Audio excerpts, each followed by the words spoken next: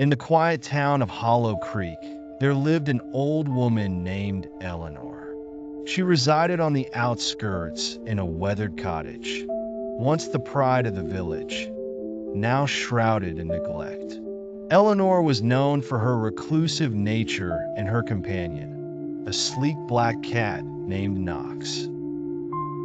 Knox was not an ordinary cat. He had eyes as bright as moonlight, reflecting an unnatural intelligence. Villagers whispered that Eleanor found Knox one stormy night, a gift from the darkness. They also whispered that the cat had an eerie ability to never age. Eleanor's cottage was a place of strange occurrences. People rarely ventured near, speaking in hushed tones about odd sounds, soft scratching, eerie mules, and unsettling silence after sunset. The cat was always by her side, its eyes reflecting a terrifying glint. One autumn evening, a young woman named Clara, intrigued by the old cottage, decided to visit Eleanor. Clara, curious and independent, had heard the rumors but wasn't one to fear superstition. She hoped to learn about Eleanor's strange life. When Clara knocked on the cottage door, she was greeted by Knox, who padded silently to the door. His gaze pierced through her, cold and calculating. The door creaked open, and Eleanor appeared, her face lined with age, but sharp as a blade. "I see you've come to see me," Eleanor said, her voice raspy. "And I see you've already met Knox." Clara nodded, unnerved, but trying to maintain composure. "I've heard strange things about your cat and your house." Eleanor chuckled softly. Despite Eleanor's warning, Clara insisted on staying, determined to uncover the truth. The evening grew darker, and the fire cast flickering shadows.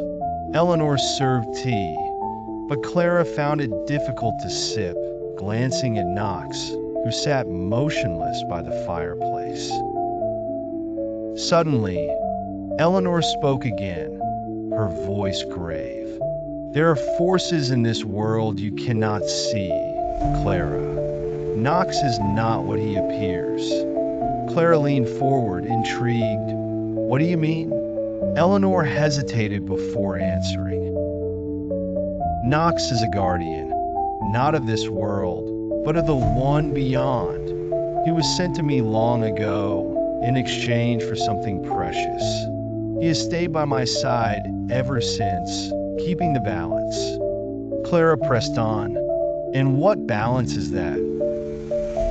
Eleanor's gaze darkened. "The balance between life and death, between the living and the dead. Knox ensures the veil between these worlds does not tear.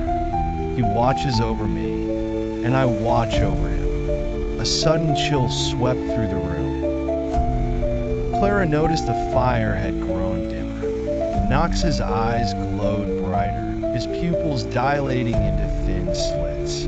It was as if something ancient and malevolent stirred within the cat's gaze. Eleanor stood abruptly, her hands trembling. "You need to leave, Clara. Now!" But it was too late.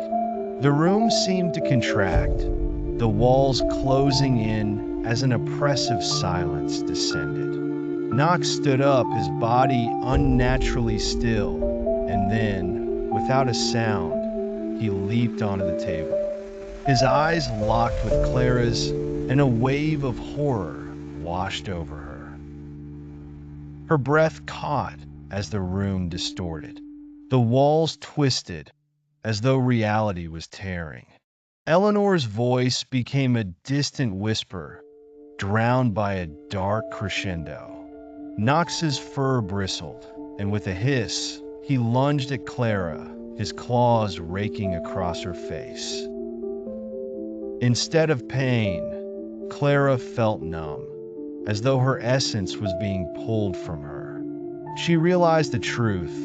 Knox was not just a guardian. He was the keeper of the boundary between the living and the dead, feeding on any soul disturbing the peace.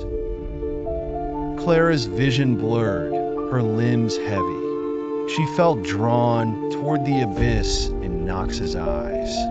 The room, the cottage, the town faded, and the last thing she heard was Eleanor's voice, distant and cold. Some things are better left undisturbed, child, but now you belong to him.